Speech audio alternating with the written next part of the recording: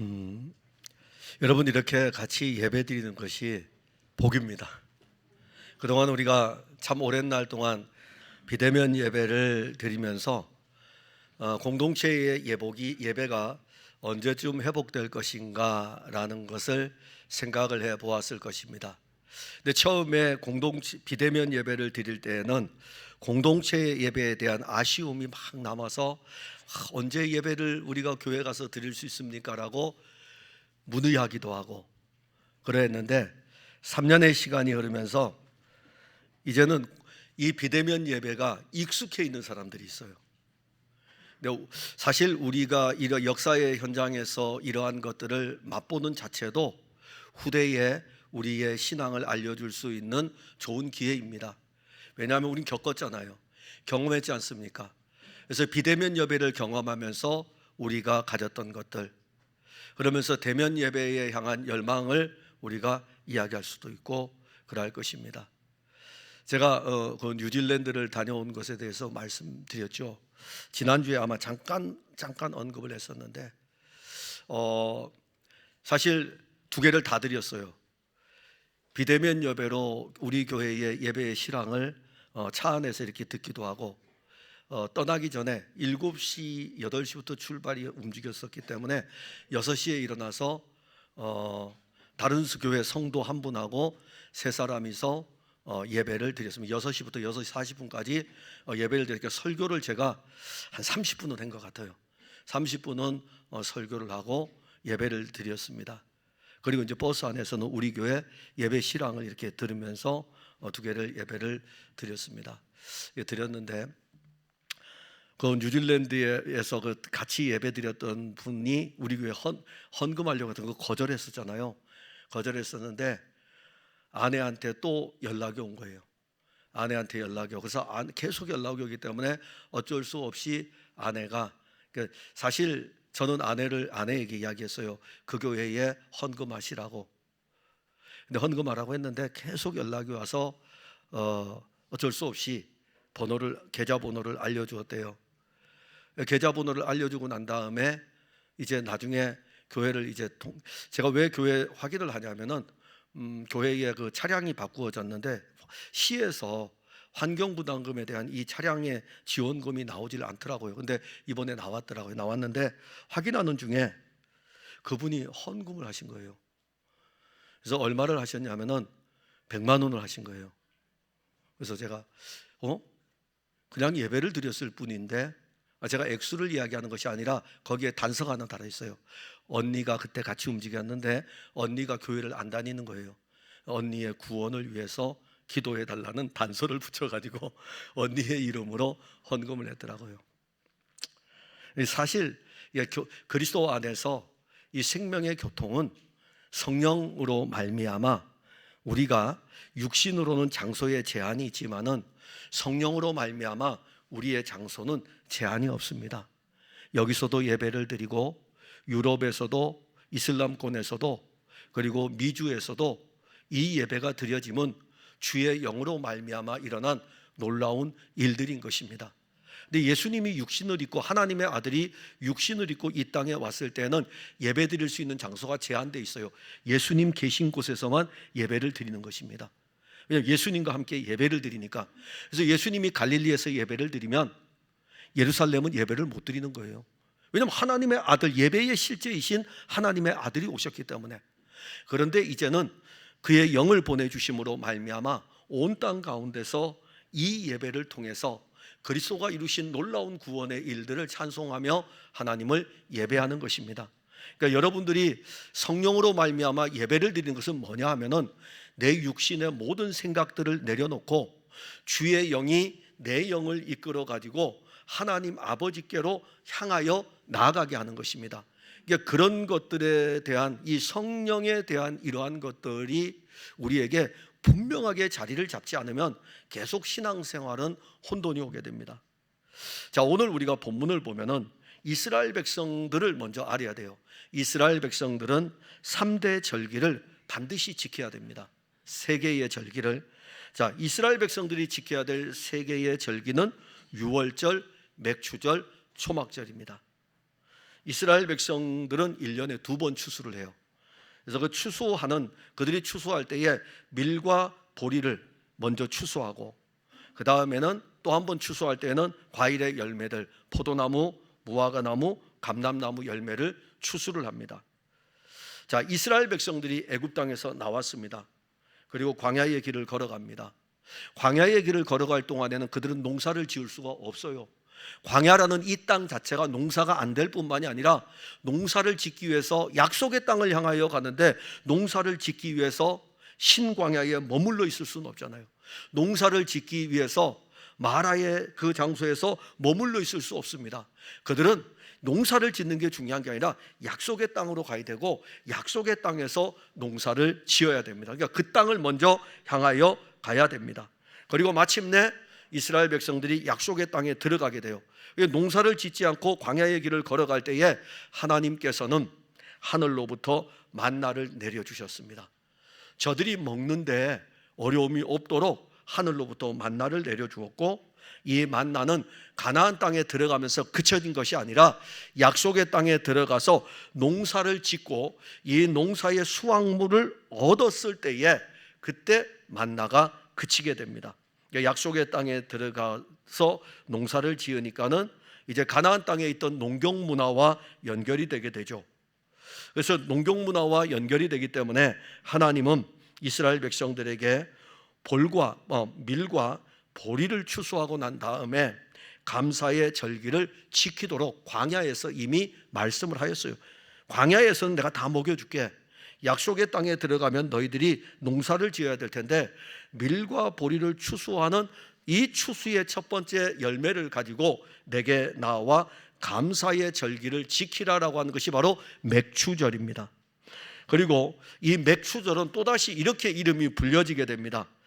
유월절과 연결이 되는 거예요. 모든 절기는 연결이 됩니다. 유월절, 맥추절, 초막절이 별도의 절기이면서 연결되는 절기인 것입니다. 그래서 유월절이 지난 후에 7 안식일이 지나게 돼요. 7 안식일이 지나고 난 다음에 맥추절이 오기 때문에 7 안식일을 지난다고 해서 77절이라 이렇게 부릅니다.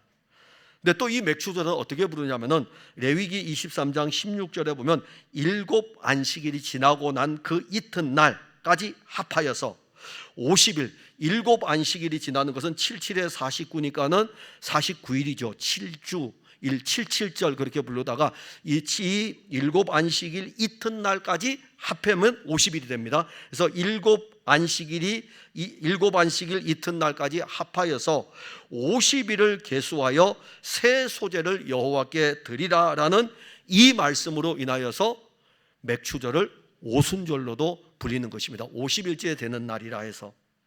그렇다면 맥추절이나 77절이나 오순절이나 같은 맥락입니다. 문제는 한국 교회가 보통 우리가 이제 7월 첫째 주일을 맥추절로 지킵니다. 이것은 한국의 농경사회 시대를 우리가 보게 되면은 보리의 추수가 다 끝나고 난 다음에, 자, 보리의 추수가 이제 진행이 되고 나서 다 끝난 다음에 7월의 첫 주일을 감사의 절기로 지키기 때문에 맥추절을 보편적으로 교회들마다 7월 첫째 주일을 지키면 상관없어요. 이 맥추절의 중요한 의미는 감사의 절기라는 것입니다. 그래서 제가 오늘 단톡방에다 다시 한번 올린 거예요. 감사의 절기입니다. 추수를 하는 첫 추수, 그 해의 첫 추수의 첫 주일을 드리는 것이기 때문에 감사절로 지켜졌어요. 그런데 맥추절에 또 다른 이름이 있죠. 77절이 있고 오순절이 있는데, 자, 다른 이름인 오순절은 그럼 무엇이냐 이겁니다. 오순절은 똑같은 이름이에요. 맥추절이나 오순절이나. 오순절은 유월절이 지켜지고 난 다음에 안식일부터 7 안식일을 지나 50일째 되는 날을 가리킵니다. 이 날이 왜 중요할까요? 이 오순절은 영적인 추수를 알리는 것입니다. 영적인 추수를 알리는 거예요. 그런데 이 영적인 추수가 어디서부터 연결된다고요? 유월절과 연결이 됩니다. 유월절은 누구입니까? 유월절 어린 양은 예수 그리스도. 그러면 오순절의 영적인 추수는 예수 그리스도와 연결된 추수를 이야기하는 것입니다. 이걸 우리가 잊어버려서는 안 돼요. 예수님은 유월절의 실제이셔요. 유월절 어린 양이었고, 이 어린 양은 예표였고, 이 어린 양이 가리키는 것은 세상 죄를 지고 가는 하나님의 어린 양 예수 그리스도. 이 어린 양이 누구를 가리키냐면은 예표이기 때문에 예수 그리스도를 가르치고, 이 어린 양은 그림자이기 때문에 이 어린 양의 실제는 누구냐? 예수 그리스도를 가르칩니다. 유월절이 지난 후 50일째 되던 날, 아버지가 약속하신 대로 무엇이 임합니까? 성령이 임하게 됩니다. 그래서 이날을 오순절에 성령이 임하였다고 해서 오늘날 한국교회의 교단 가운데 하나가 오순절 교단이 성령을 많이 강조하는 것입니다. 여러분들이 그거는 그냥 이해를 하시면 되고, 사도행전 2장 1절에 보면 오순절 날이 이미 이름에 오순절 날이 시작이 된 거예요. 그래서 그때 120명의 무리들이 함께 모여가지고 아버지의 약속하신 것을 기다리게 됩니다. 아버지의 약속하신 것을 기다리면서 마가의 다락방에 모여 있다가 때가 되어가지고 오순절 날이 시간이 다가왔을 적에, 이미 이뤘을 적에 아버지께서 약속하신 대로 이 제자들에게 성령이 임하게 됩니다. 그래서 이들이 성령이 임하게 되니까 이들이 성령으로 가득하게 되죠. 자, 이것을 우리는 성령 충만이라 그럽니다. 성령으로 가득하게 돼서 성령으로 충만하게 되고, 자, 그리고 이 하나님의 아들의 놀라운 일들, 구속의 사역의 완성으로 해서 성령이 오셨습니다. 제자들에게 이제 임하였고, 그리고 오늘 본문에 보게 되면은 예수님께서는 지금 일어날 일에 대해서 말씀, 제가 지금 설교를 했던 것은 사도행전에 대한 말씀이고, 우리가 읽었던 본문은 아직 사도행전이 넘어가기 전이에요. 그러니까 예수님께서는 잠시 후에 있게 될 사건을, 성령이 오시게 될 사건을 지금 제자들에게 본문을 통해서 말씀하고 있는 것입니다. 그래서 우리가 진리의 성령이 오시면, 참 성령이 오시면, 참 영이 오신다면, 그리스도의 영이 오신다면 무슨 일을 할 것인가? 여러분, 성령이 오시면 무슨 일을 할 것 같습니까? 이 본문만 가지고 우리가 오늘 보는데, 하나는 모든 진리로 인도합니다. 13절에 보면 그러나 진리의 성령이 오시면 그가 너희를 모든 진리 가운데로 인도하시리니. 자, 여기 진리라는 말, 오늘은 여러분들이 들어도 잊어먹지 않을 만큼의 헬라어 하나를 듣게 될 것입니다. 진리라는 자체는 헬라어로 알레데이아입니다. 요거 오늘 계속 듣게 될 거예요. 알레데이아, 진리. 이 진리는 상대적 진리가 아닙니다. 알레데이아라고 하는 이 진리는 절대적인 진리입니다. 절대적인 진리고, 이 알레데이아라고 하는 이 자체는 겉모습이 아니에요. 실제입니다. 그리고 이 알레데이아를 우리말로 표현하면 뭘로 가까울까? 참이라는 것입니다. 참. 가짜가 아니고 참. 그리고 알레데이아를 표현할 때에 우리는 진짜. 우리말로 그냥 표현한다면 진짜. 예수님 외에는 진짜가 없어요. 예수님만이 진짜예요. 예수님만이 참이에요. 이게 바로 알레데이아입니다. 알레데이아. 요한복음 1장 14절에 보면 말씀이 육신이 되어 우리 가운데 거하심에 우리가 그의 영광을 보니 아버지의 독생자의 영광이요 은혜와 진리가 충만하더라. 즉 말씀이신 그분이 육신을 입고 이 땅에 왔을 적에 그 예수를 딱 보니까는 이분은 진짜라는 것입니다. 이분은 참이라는 거예요. 그러니까 진리로 받으니까는 여러분 이게 무슨 교리인 줄 알고 어떤 도리인 줄 알고 이렇게 해석하는데, 그게 아니고 예수님 그분이 말씀 자체이시고 말씀 자체이신 그분이 진짜라는 것입니다. 그리고 예수님께서 자신을 친히 알레데이라라고 할 때에 요한복음 14장 6절에 내가 곧 길이다. 내가 곧 길이다. 그 말은 나를 통해서 아버지께로 간다 이겁니다. 내가 그 길이다 이겁니다. 그리고 내가 그 진리, 내가 아버지가 말씀하신 진짜가 바로 나다 이겁니다. 그리고 내가 생명이라 이거죠. 그럼 이 모든 것들은 누구와 관계합니까? 예수님 길이고 예수님이 진짜고 예수님이 생명인 것을 왜 말씀할까요? 나를 통하지 않고는 누구에게로 갈 수 없다고요? 아버지께로 갈 수 없느니라. 이 세 개가 다 예수 그리스도를 통해서 아버지와 연결이 되는 것입니다. 예수님이 알레데이아. 그리고 오늘 예수님께서 제자들에게 말씀합니다. 내가 하늘로 가게 되면 내가 왔던 곳으로 다시 가게 되면 내가 보내게 될 이 성령도 무엇으로 표현하면 진리의 성령이 오시면, 그럼 여기 진리가 또 붙어요. 그럼 예수님도 알레데이아, 성령도 알레데이아. 알레데이아인 이 성령이 오시면, 알레데이아인 이 그 성령은 제자들을 어디로 이끌어가냐면 모든 진리 가운데, 모든 알레데이아에게로 인도할 것이다. 그래서 알레데이아가 누구라고요? 예수님이라고요. 성령도 알레데이아예요. 그래서 그 영이 오시면 그 영은 누구에게로 이끌어가냐면 예수 그리스도에게로 이끌어가는 것입니다. 제자들은 지금까지 누구와 함께 다녔습니까? 3년 동안 알레데이아와 함께 다녔어요. 진짜와 함께 다녔어요. 참과 함께 다녔어요.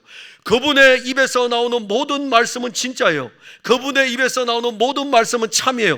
그렇기 때문에 그분의 입에서 나오는 모든 말씀은 있으라 하면 그대로 되는 거예요. 예수님께서 이르시되 하면 그대로 되는 거예요. 예수님께서 이르시되 안준뱅이가 일어나라 그러면 일어나는 거예요. 예수님께서 이르시되 나사로야 나오라 그러면 나사로는 무덤에서 나오는 거예요. 알레데 진짜예요. 말씀 그 자체이고 말씀의 성취자이십니다. 그 제자들이 알레데이아와 3년을 같이 다녔어요. 그리고 예수님 무엇을 가르칠까요? 제자들에게 예수님 뭘 가르칠까요? 그래서 여러분들이 복음서를 보면 예수님이 제자들에게 무엇을 가르쳤는지 알 수 있어요. 그거는 바로 오늘 교회가 가르쳐야 될 거예요. 그래서 오늘 목회자가 설교해야 될 내용인 거예요. 예수님께서 제자들에게 가르쳤던 것은 내가 진짜라 이겁니다. 내가 너희들이 기다리는 그리스도, 진짜 그리스도라는 것입니다.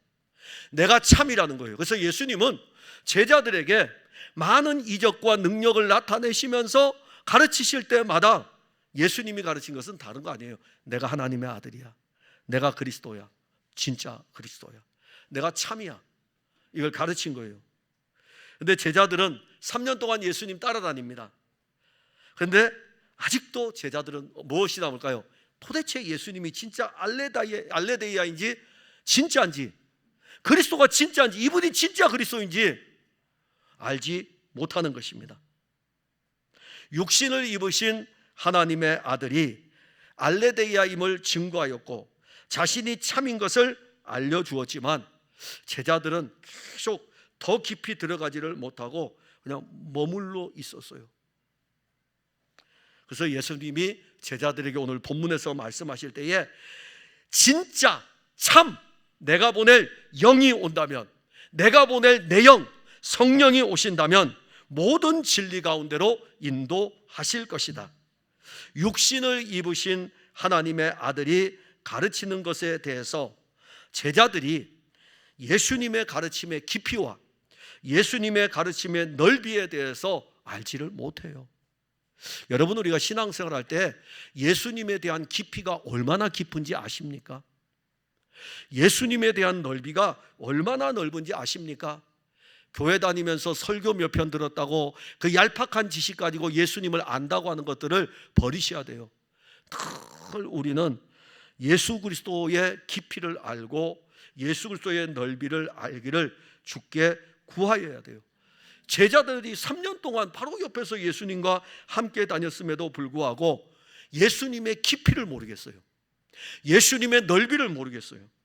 그런데 예수님은 제자들에게 말씀하시기를 잠시 후에 진리의 성령이 올 건데 이 진리의 성령이 오게 되면 너희를 진리 가운데로, 모든 진리 가운데로 인도할 것을 말씀합니다.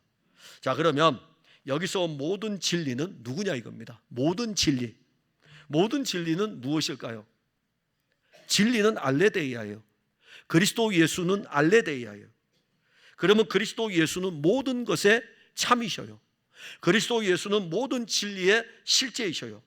성령은 제자들이, 성령이 오시면 제자들을 어디로 이끌어가냐면 모든 진리 가운데로, 즉 그리스도 예수 참 진리이신 그리스도 예수 안으로 이끌어갈 것을 말씀하는 것입니다. 자, 오순절 성령이 강림하기 전과 성령이 강림하고 난 다음에 제자들의 영적인 상태는 어떠했습니까? 자, 오순절에 성령이 임하였을 때에 사람들이요 엄청난 영적 충격에 빠진 사건이 있습니다. 모든 사람이 성령의 강림하심을 알도록 보여주는 현상이 하나 나타나요. 자, 하나님의 영은 보이지를 않습니다. 지금 하나님의 영이 여러분들 안에 있어요. 하나님의 영이 제 안에 있어요. 하나님의 영이 각 사람들 안에 있어요. 하나님의 영이 예배드리는 우리 가운데 지금 있어요. 나타내 보여주세요. 없잖아요. 안 보이잖아요. 영이기 때문에 안 보여요. 자, 그러면 예수님이 약속했어요. 진리의 성령이 오실 것이다. 그러면 영이 오게 되면 안 보이잖아요. 그래서 진리의 영이 온 것을 모든 사람들이 볼 수 있도록 한 방편이 하나 있어요. 뭘까요? 방언이에요. 방언이에요. 막 사람들이 막 이야기를 하는데 막 알아듣는 것들이 나타나는 거죠. 근데 이 성령이 누구들에게 먼저 임했냐면은 120명의 아버지의 약속하신 것을 기다리는 그 120명에게 하나님의 거룩한 영이 임하니까는 오순절 절기를 지키러 왔던 사람들이 이 120명을 보고 놀라는 거예요. 120명은 성령을 선물로 받은 것을 영이 왔다 이겁니다. 영이 온 것을 보여주었어요. 그러니까 제가 여러분들에게 지금 설교하면서 여러분들이 성령이 여러분들 안에 있다고 말씀했는데 여러분들에게 보여달라고 하니까 보여줄 수가 없어요. 그게 영의 세계예요. 그게 영의 세계입니다. 근데 영이 오신 것은 이미 2000년 전에 오순절에 이루어진 거예요. 영이 왔다는 것을 제 120명이 받은 것을 성경을 통해서 보여줄 때에 오순절 절기를 지키러 왔던 수많은 사람들이 보면서 이렇게 이야기합니다. 조롱해요. 대낮부터 술에 취해가지고 말이야, 어떤 이상한 술에 취해가지고 헛소리들을 하고 있다고 영이 임해서 하는 이야기들을 어찌 알아듣겠습니까? 그래서 그들은 당황하기도 하고 조롱하면서 새술에 취하였다고 합니다. 그때 베드로 사도가 탁 일어나가지고 하는 설교가 무엇입니까? 바로 요엘 선지자의 설교입니다. 이스라엘 사람들아, 이 말을 들으라. 너희도 아는 바와 같이 하나님께서 나사렛 예수로 큰 권능과 기사와 표적을 너희 가운데서 베푸사 너희 앞에서 그를 증언하셨느니라. 사도행전 2장에서 증거되는 베드로의 설교는 하나님의 아들 예수 그리스도 안으로 사람들을 이끌고 가는 것입니다. 너희들이 십자가에 못 박은 이 예수, 이 사람이 바로 너희들이 볼 때는 나사렛 예수라 이겁니다. 너희들은 결코 하나님의 아들 예수로 안 믿는다 이겁니다. 그러니까 오늘날 교회를 다니면서 하나님의 아들 예수를 믿어야 되는데 하나님의 아들 예수를 믿는 것이 아니라 나사렛 예수에 그치고 있는 거예요. 거의 그 이상을 나가지를 못하는 것입니다. 하나님의 아들 예수, 그런데 하나님께서 베드로의 설교를 통해서 나사렛 예수가 큰 권능과 기사와 표적을 너희 가운데서 베푸셨고 너희 앞에서 그것을 내가 하나님의 아들이라는 것을 증언했다 이겁니다. 그게 누구의 설교입니까? 성령을 받은 베드로의 설교였던 거예요.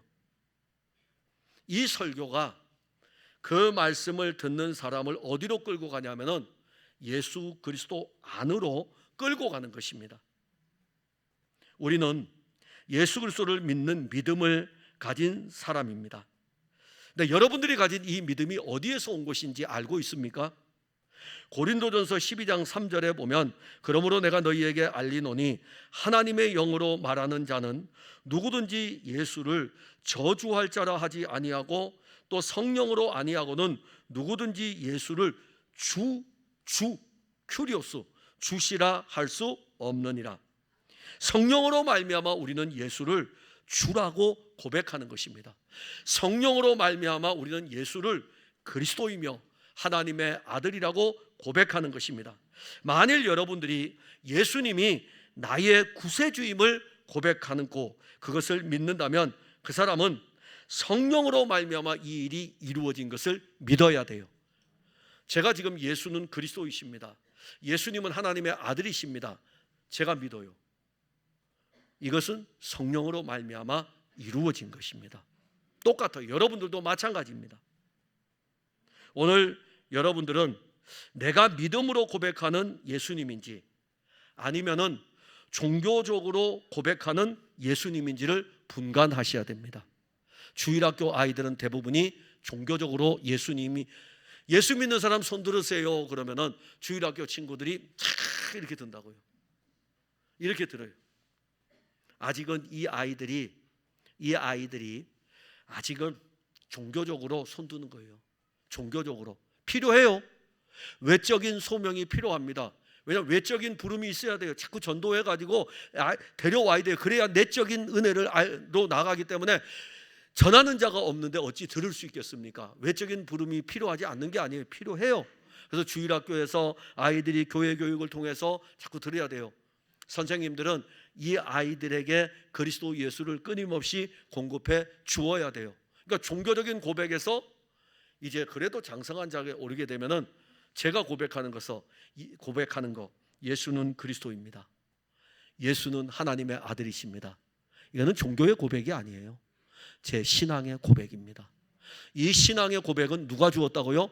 주의 영이 제게 선물로 준 것입니다. 여러분들도 똑같은 것입니다.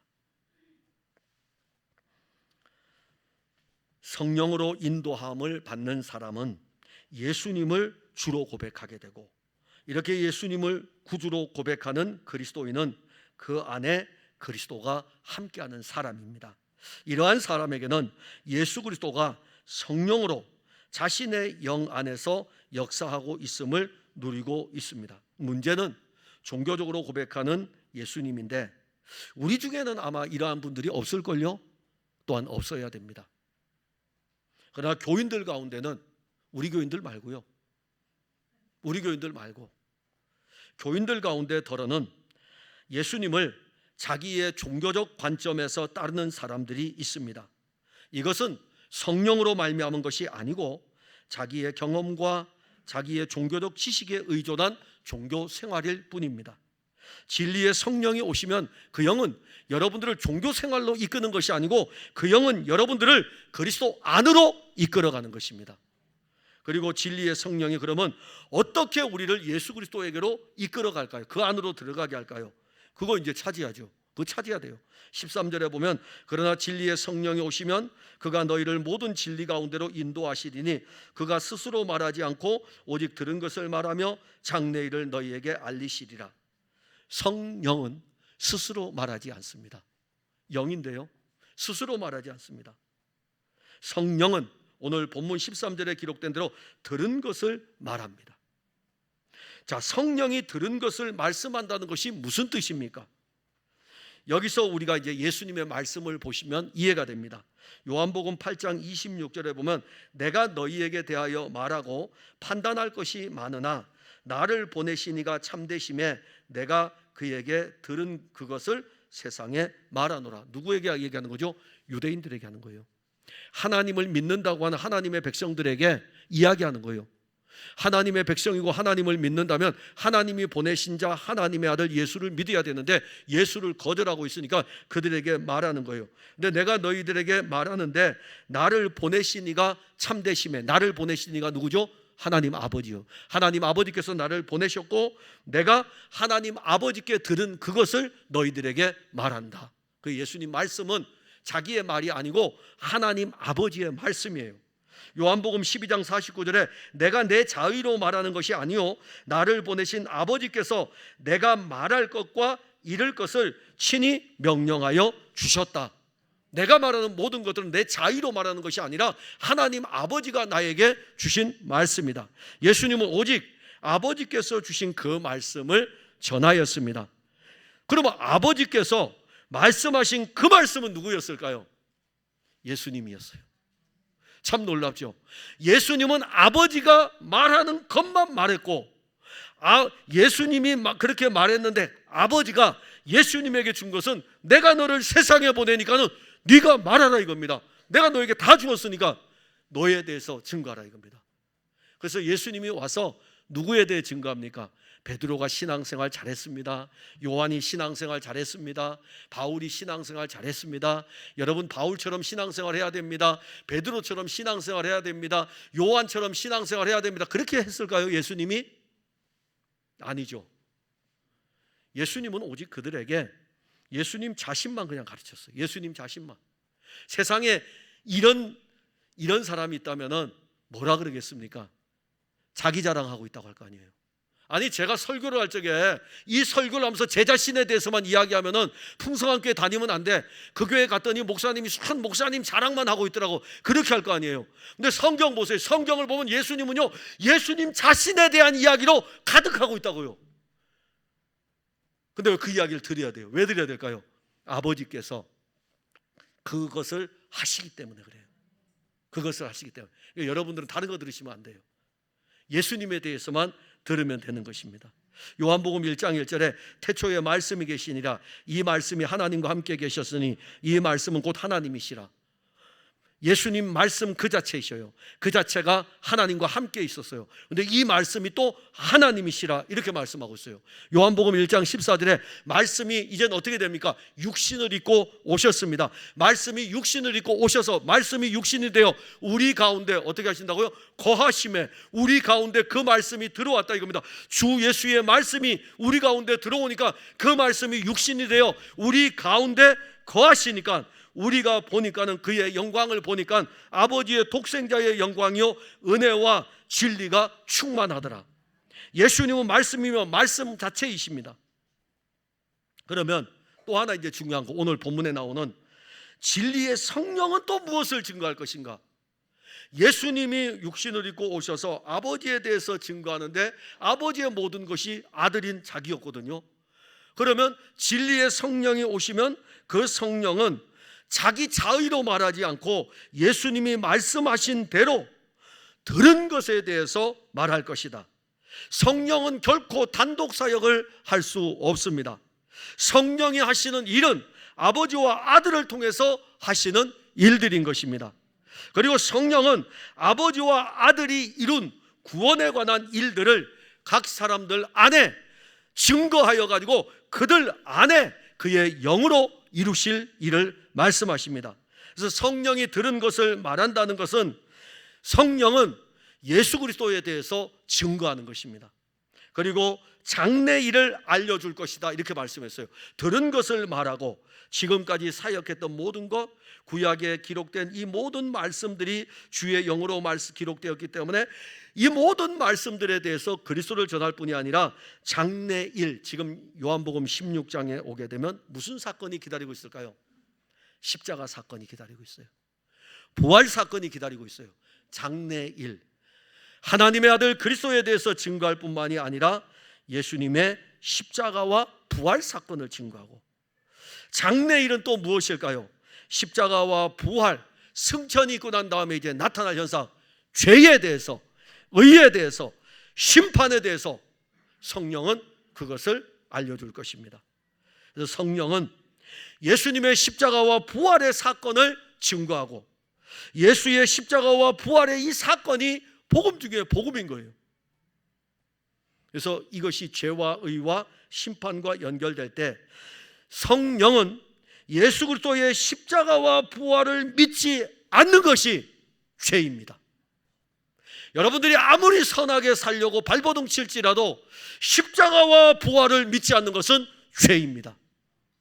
그리고 예수 그리스도의 십자가와 부활을 믿음으로 말미암아 의에 이르게 됩니다. 예수의 십자가와 부활을 믿지 않으면 심판을 받게 될 것입니다. 누가 증거한다고요? 성령이 증거하시는 것입니다. 죄에 대해서, 의에 대해서, 심판에 대해서. 성령은 제자들을 통해서 십자가와 부활이, 예수의 십자가와 예수의 부활이 증거되게 하셨습니다. 이렇게 성령은 오늘 본문에 기록된 대로 모든 진리로 이끌어가고 모든 진리를 가르치는데, 이 모든 진리의 실제이신 그리스도 안으로 이끌어가는 것이 성령입니다. 성령이 어떻게 이끌어? 우리가 이제 요한복음 14장 26절에 보면 보혜사 곧 아버지께서 내 이름으로 보내실 성령, 그가 너희에게 모든 것을 가르치고 내가 너희에게 말한 모든 것을 생각나게 하리라. 성령은 그리스도가 말한 모든 것을 생각나게 합니다. 근데 교회 와서 여러분들이 나누는 대화들을 한번 쭉 살펴보세요. 가정에서 여러분들이 아내와 남편이 자녀가 나누는 대화들을 보세요. 여러분들의 대화 안에 예수 그리스도가 얼마나 있습니까? 이것은 많을 거예요. 야, 우리 교회 어떻더라? 우리 교회 목사는 어떻고, 우리 교회 장로는 어떻고, 그렇기 때문에 나는 교회가 좋기도 하고, 나는 교회가 싫기도 하고, 그런 이야기 많이 하죠. 거기에 성령이 역사할까요? 성령은 누구에게로 이끈다고요? 예수 그리스도에게로 이끄는 거예요. 그 자녀들과 대화를 나눌 때 예수님에 대해서 대화하세요. 그러면 주의 영은 여러분들의 자녀를 그리스도 안으로 이렇게 이끌어 갑니다. 목회자와 성도는 예수 그리스도에 대해서 이야기를 하는 거예요. 그러면 여러분들이 전하는 예수 그리스도, 저에게 이야기하는 예수 그리스도가 저를 그리스도 안으로 이끌어 갈 것이고, 제가 전하는 예수 그리스도는 여러분들을 그리스도 안으로 이끌어 가는 것입니다. 그래서 상호 간의 이 교통의 교제의 은혜, 사귐, 요한일서에 기록된 대로 이것으로 사귀는 거예요. 이것을 헬라어로 에이스라 그럽니다. 안으로. 이게 안으로의 은혜예요. 에이스는 안으로예요. 그래서 어떤 교회 이름은 이런 이름이 있어요. 생명 안으로 교회. 다시 말하면 그리스도 안으로 교회. 그리스도 안으로 더 깊이 들어가자 이겁니다. 그리스도 안으로. 성령은 우리에게 예수 그리스도를 공급하고, 성령은 우리를 그리스도 예수 안으로 이끌어갑니다. 그래서 성령과 예수 그리스도는 뗄 수 없는 하나입니다. 성령과 예수 그리스도가 일체예요. 성령이 예수 그리스도와 하나라면 그 성령이 우리를 그리스도 안으로 이끌어가면 그리스도 안으로 들어가서 우리는 그리스도 예수와 하나인 것입니다. 이 놀라운 일을 우리에게 이루신 분이 누구냐면 성령이십니다. 여러분들이 그리스도와 하나예요. 이걸 아십니까? 이해하기 어렵죠? 영이 우리 안에 이루어가는 일을 어떻게 육으로 알겠습니까? 여러분들의 머리의 지혜와 지식으로 알겠습니까? 아니라니까요. 성령이 우리를 이끌어 그리스도 안으로 인도하기 때문에 그리스도 예수와 우리는 하나라는 것이고, 14절에 보면 그가 내 영광을 나타내리니 내 것을 가지고 너희에게 알리시겠음이니라. 이걸 볼 때에 왜 교회가 예수 그리스도에 대해서 증거해야 하는지를 알 수 있습니다.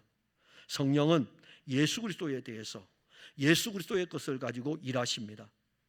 사도행전 5장 42절에 보면은 성령이 각 사람들 안에 어떻게 일하는지 보게 됩니다. 날마다 성전에 있든지 집에 있든지 예수는 그리스도라고 가르치기와 전도하기를 그치지 아니하니라. 어디에 있든지 간에 예수님이 그리스도이십니다. 예수님이 그리스도이십니다. 집에 있을 때도 예수님이 그리스도이십니다. 이거 자주 해야 돼요. 초기의 기독교 공동체 성도들은 이게 영적 습관이었어요. 그러니까 오늘날 우리들의 모습과는 다르죠. 오늘날 우리들의 모습은 교회를 많이 이야기해요. 교회를. 그래서 오늘날 교인은 성도가 아니라 교인이라 하는 거예요. 교회 이야기를 하기 때문에. 그리스도인이라는 것은 그리스도를 말하는 거예요. 예수님에 대해서 자주 이야기하는 거예요. 집에 있든지 어디에 있든지 누구를 만나든지. 그게 사도행전 5장 42절입니다. 그리고 성령은 어떻게 됐을까요? 그렇게 그리스도를 이야기하니까 그 가운데 일하시는 거예요. 사도행전 6장 1절에 이렇게 기록합니다. 5장 42절 다음에 6장 1절에 가면 그때의 제자가 더 많아졌는데. 자, 여기서 이제 단어가 또 하나 나와요. 누가 나옵니까? 그때에 교인이 더 많아졌는데가 아니라 제자가 더 많아졌는데. 제자가 더 많아졌다 이거죠. 자, 그 제자들은 지금 어떨까요? 그 제자가 많아졌는데 그 다음 나오는 게 교회 문제예요. 헬라파 유대인들과 히브리인들과 히브리파 유대인들, 이 두 유대인들 사이에 구제하는 문제로 아주 심각한 문제가 교회 안에 일어나서 예루살렘 교회가 이 일로 인해서 쪼개질 위험까지 오게 되는 것입니다. 제자가 많아졌는데 교회 안에는 이런 문제가 일어났어요. 그런데 그 제자들이잖아요. 그리스도를 말하고 그리스도를 누리기 때문에 교회 안에 어떤 문제가 일어날지라도 이 제자들은 그 문제의 현장에서 누구를 세웁니까? 그리스도의 몸인 교회를 세우는 것입니다. 만약에 교인들 같았으면요, 교인들 같았으면 헬라파 유대인들 나가서 교회 세워, 히브리파 유대인들 나가서 교회 세워 이렇게 할 텐데 한 몸의 교회이니까 이 교회를 제자들이니까 그리스도를 공급받아서 그리스도 안으로 들어가 있으니까는 자기들의 연약을 알잖아요.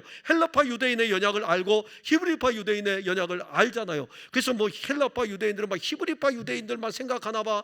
저 베드로가 히브리 사람이라 히브리파 유대인들만 생각하나 봐. 아니에요. 그 이야기를 들었을 때 이 문제는 제자들이 풀어갑니다.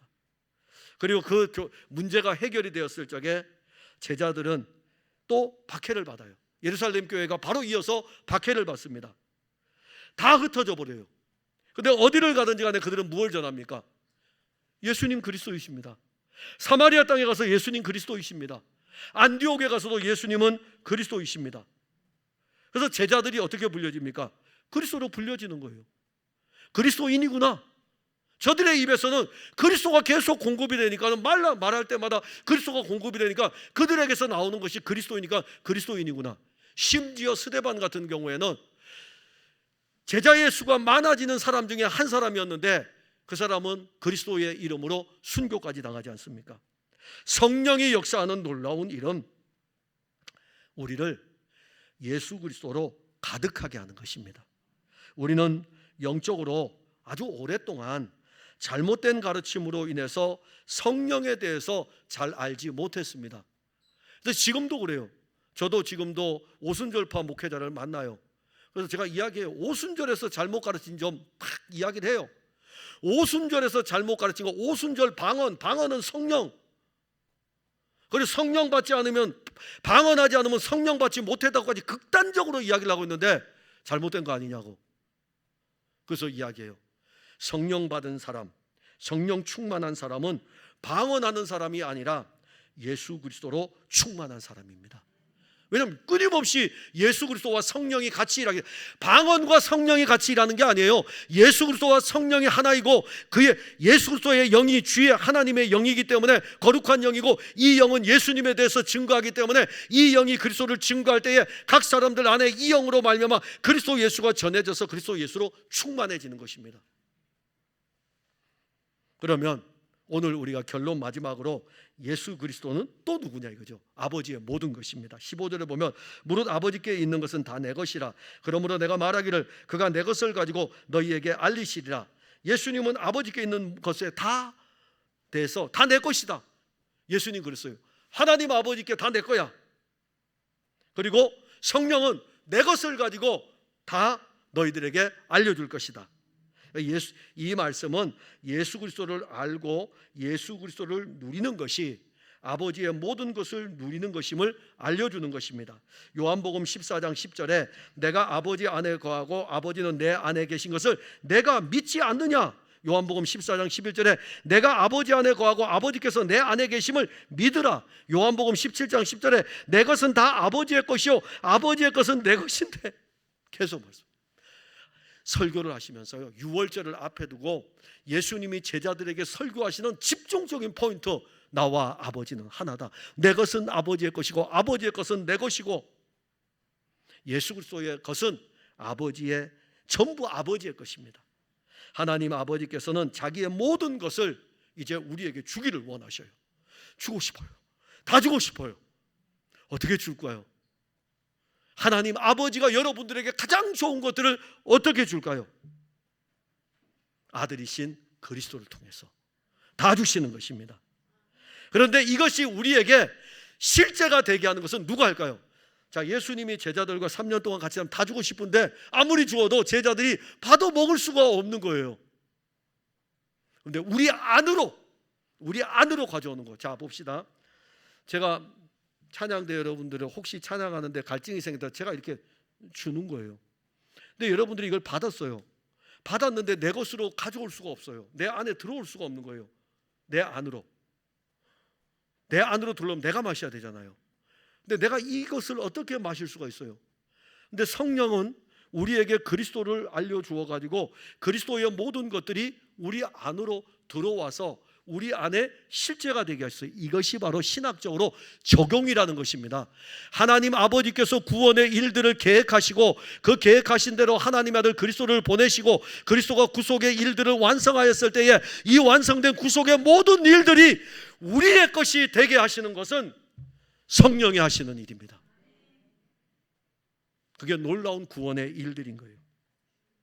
골로새서 3장 10절과 11절에 새 사람을 입었으니, 이제 새 사람이 됐잖아요. 성령으로 말미암아 이는 자기를 창조하신 이의 형상을 따라 지식에까지 새롭게 하심을 입은 자니라. 거기에는 헬라인이나 유대인이나 할레파나 무할레파나 야만인이나 수구디아인이나 종이나 자유인이나 차별이 있을 수 없나니 오직 그리스도는 만유시고 만유 안에 계시니라. 여기 만유가 뭡니까? 모든 것이라는 것이에요. 만유가는 모든 것이에요. 그리스도는 우리의 모든 것이에요.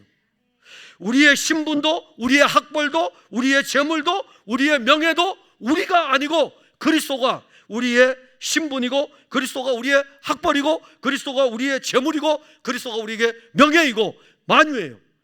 그러면 그리스도는, 자, 우리가 그리스도가 우리의 신분이다 했을 때에 그 신분은 뭡니까?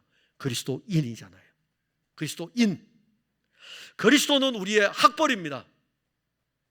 세상 학벌과 비교할 수 없는 모든 지혜와 지식의 실제이신 그리스도가 우리의 학벌이에요. 여러분들은 그리스도가 학벌이 되셔야 돼요. 그리스도가 학벌이 되셔야 돼요. 또 하나는 그리스도는 우리의 재물입니다. 여기는 또 아무도 아멘 안 해요. 하여튼 우리는 돈 때문에 약해요. 정말 돈 때문에 약해요. 믿음으로 모세는 애굽의 모든 금은 보화를 그리스도를 얻고 난 이후에 다 버렸어요. 누가 진짜 재물인 걸 알았죠? 그리스도가 재물이라 이겁니다. 예수님은 자신을 보화라 그랬어요. 그래서 이 보화가 밭에 감추어져 있을 때에 이 보화를 가지려고 하지 않겠느냐 이겁니다. 근데 그리스도가 참 보화예요. 그리스도가 진짜 재물입니다. 그리스도는 우리의 명예입니다. 그래서 그리스도인보다 더 자랑스러운 것은 없습니다. 여러분들이 어디 가면은 그리스도인입니까? 라고 불려져야 돼요. 그리스도인입니까? 그래도 좀 나은 게 있어요. 어디 가서 이렇게 하고 있는데 교회 다닙니까? 이렇게 불려져도 그나마 다행이에요. 그리고 어디 갔을 적에 저한테 불려지는 최고의 영예로운 이름은 그리스도인입니까? 이렇게 봤는데 사람들이 그게 입에 안 닿아 있으니까 그래도 이렇게 이야기해요. 혹시 목사님 아닙니까? 영광스럽죠. 영광스럽잖아요. 목사 아닙니까? 라고 물어보는 것은 보니까는 목사같이 보이는 거예요. 목사같이. 성령은 우리 안에 그리스도가 모든 것이라는 것을 알려주었습니다. 아버지께서는 아들을 우리에게 주었고 그 아들은 육신을 입고 살았어요. 그리고 그 아들이 이룬 이 모든 것들을 우리에게 주기 위해서 성령을 보내신 것입니다. 사랑하는 성도 여러분, 성령이 오심으로 이처럼 우리에게는 엄청난 일들이 이루어졌습니다. 성령으로 말미암지 않고는 우리는 성경을 통해 그리스도가 이루신 일들을 알지 못할 것입니다. 성령이 오심으로 우리 안에 이루어진 이 일들은 영적인 축복입니다. 신령한 은혜입니다. 성령은 우리를 그리스도 안으로 더 깊이 들어가게 하십니다. 성령은 우리에게 끊임없이 그리스도를 공급합니다. 성령을 통해서 우리는 그리스도가 우리의 모든 것을 누리고 있습니다. 그래서 성령 충만하다라고 했을 때에는 예수 그리스도로 가득한 사람입니다. 성령의 역사로 구원의 은혜를 입은 여러분들을 성령은 어떻게 할까요? 그리스도로 풍성하게 할 것입니다. 기도하겠습니다. 하나님, 은혜를 감사합니다. 성령, 하나님의 영입니다. 보이지 아니합니다. 영이기 때문에 보이지 아니합니다. 그런데 보이지 아니하는 이 영이 하나님의 아들이 육신을 입고 와서 보이는 가운데서 33년을 살았던 그 모든 일들에 대해서 우리에게 알려주고 우리에게 가르치고 그의 영이 우리를 이끌어 그리스도 예수 안으로 더욱더 들어가게 하여 그리스도의 모든 것이 우리에게 실제임을 알게 하십니다. 성령이 우리 모든 사랑하는 성도들에게 충만하여 이제부터 신앙생활할 때에 우리의 자의로 신앙생활하지 아니하고 주의 영의 인도하심을 따라 신앙생활을 하도록 이끌어 주시고 주의 영으로 말미암아 저들 안에 그리스도가 충만하게 하옵소서. 예수님 이름으로 기도하옵나이다. 아멘.